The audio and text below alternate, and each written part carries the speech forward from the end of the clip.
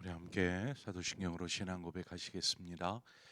나는 전능하신 아버지 하나님 천지의 창조주를 믿습니다. 나는 그의 유일하신 아들 우리 주 예수 그리스도를 믿습니다. 그는 성령으로 잉태되어 동정녀 마리아에게서 나시고 본교 빌라도에게 고난을 받아 십자가에 못 박혀 죽으시고 장사된 지 사흘 만에 죽은 자 가운데서 다시 살아나셨으며 하늘에 오르시어 전능하신 아버지 하나님 우편에 앉아 계시다가 거기로부터 살아있는 자와 죽은 자를 심판하러 오십니다. 나는 성령을 믿으며 거룩한 공교회와 성도의 교제와 죄를 용서받는 것과 몸의 부활과 영생을 믿습니다. 아멘. 우리 함께 찬송가 212장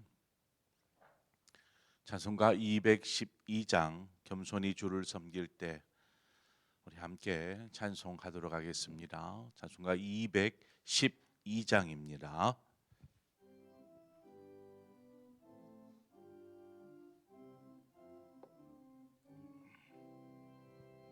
겸손히 주를 섬길 때 괴로운 일이 많으나 구주여 내게 임주사 잘 감당하게 하소서. 인자말을 가지고 사람을 감화시키며 갈 길을 잃어버리를 잘 인도하게 하소서. 구주의 귀한 인내를 깨달아 알게 하시고 굳건한 믿음 주셔서 늘 승리하게 하소서. 장래의 영광 비추사 소망이 되게 하시며 구주와 함께 살면서 참 평강 얻게 하소서.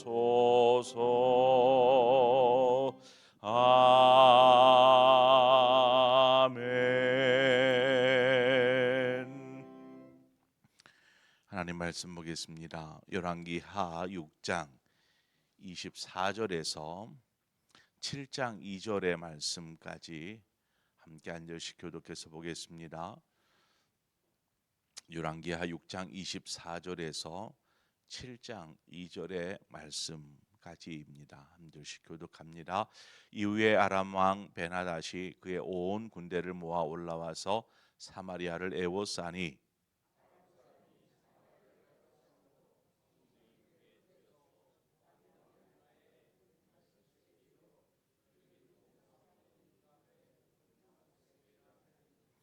이스라엘 왕이 성 위로 지나갈 때에 한 여인이 외쳐 이르되 나의 주 왕이여 도우소서.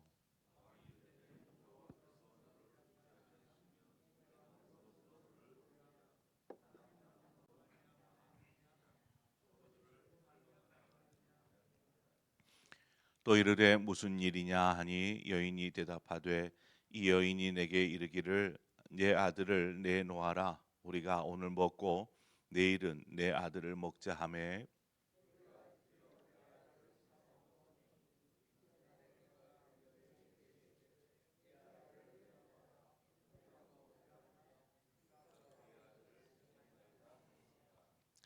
왕이 그 여인의 말을 듣고 자기 옷을 찢으니라. 그가 성 위로 지나갈 때에 백성이 본즉 그의 속살에 굵은 베옷을 배를 입었더라.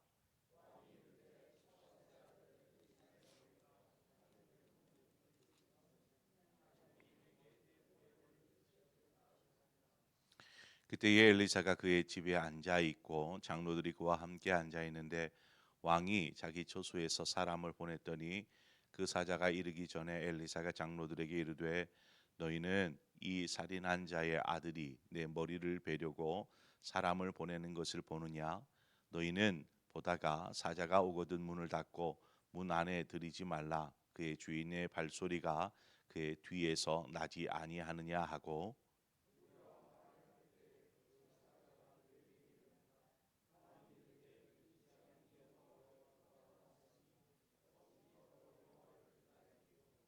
엘리사가 이르되 여호와의 말씀을 들을지어다. 여호와께서 이르시되 내일 이맘때에 사마리아 성문에서 고운 밀가루 한 스아를 한 세겔로 매매하고 보리 두 수아를 한 세겔로 매매하리라 하셨느니라.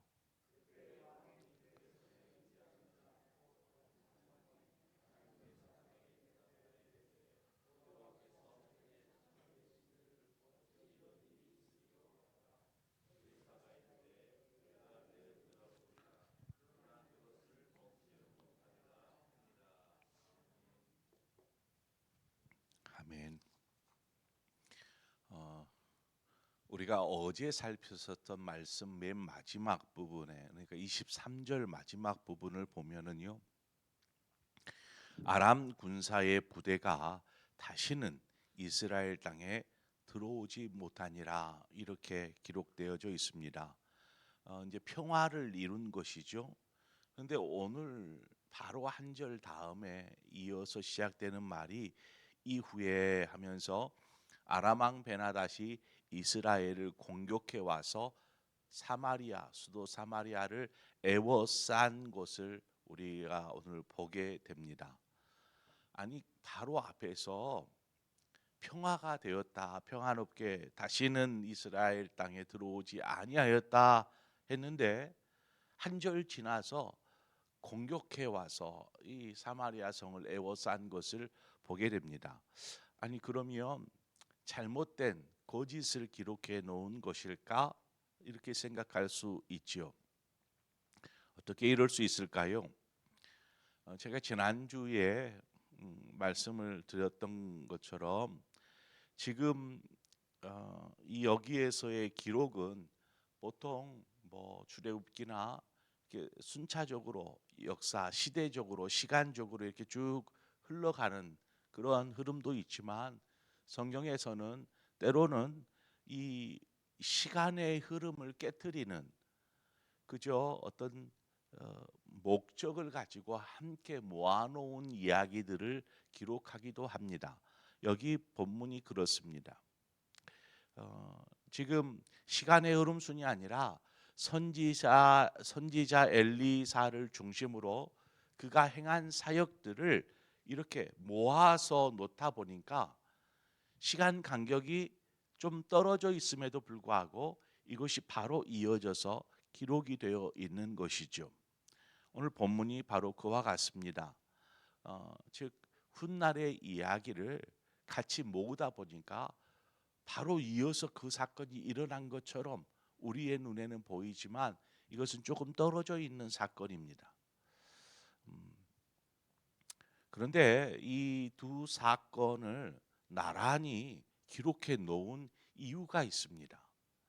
제가 이렇게 말씀을 묵상하다가 왜 이 아람과 북이스라엘과의 싸움에 두 기록이잖아요. 둘 다 아람과 이스라엘 사이의 싸움이잖아요. 이 두 기록을 같이 이렇게 붙여서 기록해 놓은 이유가 뭘까? 여러분 그것을 주목해 보면서 말씀을 들으면 좋을 것 같습니다. 어, 아람이 사마리아를 애워싸고 이제 바로 공격하지 않습니다.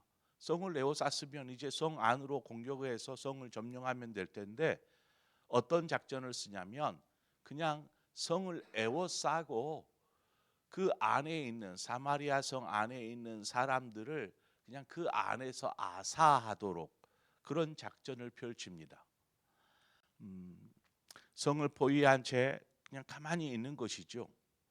그러면 성 안에 살고 있는 사람들, 우리가 그렇잖아요. 수도이기도 하고 많은 사람들, 많은 집들이 이렇게 거주하고 있는 이 성 안에는 그렇게 무슨 뭐 농사를 지을 만한 넓은 땅이 있다거나 뭐 그렇지는 않습니다. 그렇죠? 성 밖에 나가서 뭐 넓은 땅에 농사를 짓기도 하고 뭐 그러다 보니까 성 안에서는 뭐 그렇게 크게 농사하고 양식을 재배할 수 있는 공간이 없던 것이죠. 그래서 성 밖에 가서 양식들을 구해서 성 안에 들어오고, 그래서 성 안과 밖이 왔다 갔다 하면서 어떤 물건들을 매매하고 교류하고 이런 생활을 하게 되죠. 그런데 성을 에워싸 버렸으니까 성 밖에서 무엇을 가지고 올 수도 없고 성 안에서 무엇을 가지고 나갈 수도 없는 처지가 된 것입니다. 성 안에 있는 사람들이 그 얼마나 많은 사람들이겠어요. 수도인데, 수도 사마리아인데, 그러니까 이들이 아무리 식량을 아끼고 먹는다 하여도 뭐 금방 동이 날 것이 분명합니다. 그러면 어떻게 해야 될까? 성 밖으로 나가야 되는데 이미 아람 군대가 성을 완전히 에워싸고 있으니 이제는 항복하는 것이죠. 항복. 그냥 성문을 열고 우리가 졌습니다. 이렇게 항복하는 수밖에 없는 것입니다. 오늘 본문은 그 성 안에 지금 어떤 상태인지 그 모습을 보여주고 있습니다. 나귀 머리가 은 80세겔에, 그리고 비둘기 똥이라 뭐 이렇게 얘기하고 있는데, 이것은 비둘기의 어떤 배설물을 이야기하는 것이 아니고 아직 여물지 않는 콩을 이야기합니다. 여물지 않는 콩. 그러니까 다 여물 때까지 기다렸다가 추수하는 것이 아니고 먹을 게 없으니까 아직 여물지도 않았는데 그걸 추수해서 먹는 거죠. 여물지 않는 콩, 이것이 이제 뭐 5세겔에 팔리고 있는 것을 보게 됩니다. 이게 얼마 가치의 가격이냐면 1세겔이 어떤 그 노동자의 4일 품삯입니다. 1세겔이 4일 품삯. 그냥 쉽게 1세겔 하면 뭐 하루에 노동자가 우리 돈으로 한 10만 원 정도 번다라고 해서 4일이면 40만 원이잖아요. 1세겔은 40만 원의 가치가 있습니다. 그런데 나귀 머리가 80세겔이래요. 그럼 얼마입니까? 엄청나죠. 그리고 여기 보니까 그 여물지 않는 콩, 그거 얼마 되지 않지만 그게 5세겔이에요. 5세겔. 그러면 그건 얼마입니까? 우리가 쉽게 계산해서 200만 원이 200만 원. 조그만한 바구니에 갖다 놓고 200만 원입니다. 누가 사겠어요? 자, 무엇보다도 이 나귀는 부정한 짐승입니다. 그래서 이스라엘 사람들은 나귀 고기를 먹지 않습니다. 나귀 고기를. 그런데 먹을 것이 없어서 당장 죽게 생겼으니 뭐 나귀 고기가 무슨 말입니까? 그냥 잡아 먹는 거예요. 나귀도. 그 가운데에서도 나귀 머리는 뼈가 많고 먹을 것도 없잖아요. 먹을 것도. 그래서 이렇게 잘 먹지도 않은 이 나귀 머리 하나가 80세겔이다라는 거예요. 80세겔. 얼마입니까? 어마어마한 돈. 누가 그걸 사 먹을 수 있겠습니까? 그만큼 여기에서 말하고자 하는 것은 먹을 것이 귀했다. 먹을 것이 귀했다라는 것을 이야기해 주고 있습니다. 또 하나의 사건이 나오죠. 이보다 더 놀라운 일은 한 여인이 왕에게 도움을 구하는 내용인데, 그 이야기가 얼마나 참담하던지요. 여러분도 아마 본문을 읽다가 놀라지 않았을까 싶어요. 먹을 것이 없어서 이제 굶어 죽게 될 상태에 놓이니까 생각하는 것이 이웃 사람과 야 우리 자식들을 좀 잡아먹자라는 이야기를 하게 됩니다. 우리 죽게 생겼으니까 자식을 잡아먹자. 그래서 오늘은 너의 집 자식 잡아먹고 그 자식 다 먹고 나면 이제 또 우리 집 자식 잡아먹자. 서로 약속을 하고 그 아들을 죽여서 그거를 이제 먹은 것이죠. 어떻게 자식을 죽여서 죽이는 것도 그렇지만 그것을 어떻게 먹을 수 있겠습니까? 이런 천인공노할 일이 그 사마리아 땅 안에서 버젓이 벌어지고 있었던 것입니다. 문제는 서로의 자식을 먹자라고 약속을 해놓고 자기 자식은 먹고 이제 먹을 게 없으니까 기다리다 안 되겠다 이제 너네 자식 먹자. 그런데 그의 그 여인이 자신의 아들을 어디다 숨겨놓고 없다라고 발뺌을 하는 것입니다. 이 여인이 분노를 하는 것입니다. 내 자식도 귀하지만 우리가 살기 위해서 내 자식 죽여서 먹었는데 왜 네 자식 내놓지 않느냐 막 분노를 하는 것이죠.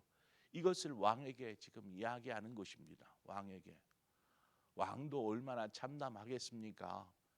사마리아 땅에 먹을 것이 없어서 그렇게 하는 이야기를 듣고 옷을 찢습니다. 우리가 여기서 단지 그냥 이런 이야기, 작은 양식이 엄청 비싸졌다, 자식을 잡아먹었다, 여기에만 초점을 맞추면 전체적인 내용의 어떤 해석이 흐려지기 때문에 왜 사마리아에 살고 있는 사람들이 이런 고통을 겪게 된 것인가 여기에 주목을 해야 합니다. 왜 이런 고통을 겪게 된 것일까? 우선 우리가 앞선 내용을 먼저 살펴보면 그래요. 어제 나눴던 본문의 내용입니다. 북이스라엘을 이 아람 군대가 침략해 왔죠. 그런데 먼저 침략을 해다 안 되니까 원인이 엘리사에게 있는 것을 알고 엘리사가 살고 있는 도단을 에워쌉니다. 그리고 그 엘리사를 붙잡으려고 하지만 하나님께서 엘리사를 통해서 이 아람 군대를 사로잡아서 사마리아 성 가운데로 이끌고 문제는 그 가운데에서 이들을 전멸하지 않으시고 전멸하지 않고 그들에게 먹을 것과 물을 대접하고 섬김으로 이제 그들이 그렇게 안전히 돌아간 후에는 평화가 찾아왔죠. 우리가 그 얘기를 나누었습니다. 이때의 그때의 왕이 요람 왕이거든요. 북이스라엘의 요람 왕. 그 요람 왕의 태도를 한번 보십시오. 요람 왕의 태도. 분명히 이때에도 어려움이었습니다. 아람의 공격이었으니까요. 그러나 이 아람의 군대의 공격 앞에서 이스라엘이 감당할 힘이 없다 보니까 얼마나 불안하고 두려웠겠습니까? 그러나 이 모든 문제를 하나님의 사람 엘리사가 다 해결해 버린 것입니다. 그 군대들을 다 이끌어서 사마리아 성 가운데 떡하니 놓고 그냥 그들을 애워쌀 수 있게끔 이렇게 다 해놓은 것이죠. 그러니까 당시 왕이었던 요람이 얼마나 편안한 마음으로 그 엘리사에게 물으며 대처했는지 알 수 있습니다. 21절에 가보면 이스라엘 왕이 그들을 보고 엘리사에게 이르되 내 아버지여 내가 치리이까 이렇게 묻습니다. 여기에서 보면 여호람의 태도가 어때요? 엘리사 앞에서 여호람의 태도가 매우 겸손한 태도가 아닙니까? 물어요. 이들을 어떻게 죽일까요? 어떻게 할까요? 어떻게 하면 좋겠습니까? 라고 엘리사에게 묻는 것을 보게 됩니다. 엘리사가 하나님의 사람이기 때문도 그렇지만 지금 뭐 손 안 대고 코 풀었잖아요. 적들을 아무런 뭐 피해 없이 노력 없이 그냥 쉽게 저들을 포위할 수 있었고 붙잡을 수 있게 된 것이기 때문에 그렇습니다. 자, 그러면 오늘 본문으로 와 보죠. 본문으로 와 보니까 본문의 상황은 이제는 그냥 사마리아 성 전체를 아람 군대가 에워싸버린 상황입니다. 이때에 아마 이전에 그런 기억이 있다라면 여호람이 하나님을 찾았거나 하나님 앞에 도움을 구해야 되는 것이 아니겠습니까? 그런데 오히려 31절에 보면 왕이 이르되 사밧의 아들 엘리사의 머리가 오늘 그 몸에 붙어 있으면 하나님이 내게 벌 위에 벌을 내리실지로다 하니라. 북이스라엘 왕이 이 모든 원인, 이렇게 지금 사마리아가 어려움에 처한 굶어 죽게 된 이 상황, 이 원인은 엘리사에게 있다. 이렇게 원인을 엘리사에게서 찾는 것이죠. 그리고 그 엘리사를 내가 붙잡아 죽이지 않으면 하나님께서 내게 벌을 내리실 것이다 하면서 맹세까지 합니다. 이전에 이 여호람과 오늘 본문에 나오는 여호람을 한번 비교해 보십시오. 완전히 다르죠. 180도 다릅니다. 그 엘리사 앞에서 겸손했던, 어떻게 할까요? 묻던 사람이 엘리사 내가 그를 죽이지 않으면 하면서 막 분노하고 있는 모습을 보게 됩니다. 우리가 신앙생활을 하면서 삶이 좀 형통하거나 평안할 때에, 그때는 쉽게 고백해요. 이 모든 것이 하나님의 은혜고 사랑이고 축복입니다. 너무나 쉽게 얘기를 해요. 그런데 삶의 어려움이 찾아오면 어떻습니까? 삶의 위기가 찾아오면 아니 왜 하나님께서 나로 하여금 이러한 어려움, 시련, 아픔을 겪게 하시는가 하면서 원망하고 불평 속에 하나님 앞에 따지기 바쁘죠. 하나님 왜 그렇습니까 하면서 삶을 자기 중심적으로 살다 보니까 신앙생활도 자기 중심적으로 사는 것입니다. 하나님께서 왜 이런 일을 내가 겪게 하시는 것인지를 묻기보다 그냥 이것이 싫은 거예요. 지금 여호람이 그렇습니다. 그는 지금의 힘겨운 상황을 보면서 왜 이런 일들을 하나님께서 행하셨지? 혹시 내가 무엇을 잘못한 것은 아닌지 스스로를 좀 돌아보고 하나님을 생각하고 그러면 좋을 텐데 남 탓하기 바쁘죠. 이 엘리사 때문에 이렇게 되었다. 내가 엘리사 붙잡아 죽여야겠다. 이런 마음을 품고 있더라는 것이죠. 그러다 후에야 이 요람 왕이 깨닫습니다. 이 모든 일이 하나님께로부터 시작된 것이다라는 그것을 깨닫게 돼요. 33절에 가보면 무리와 말을 할 때에 그 사자가 그에게 이르니라. 왕이 이르되 이 재앙이 여호와께로부터 나왔으니 어찌도 여호와를 기다리리요. 이 모든 것이 하나님께로부터 시작된 것이구나 깨닫게 됩니다.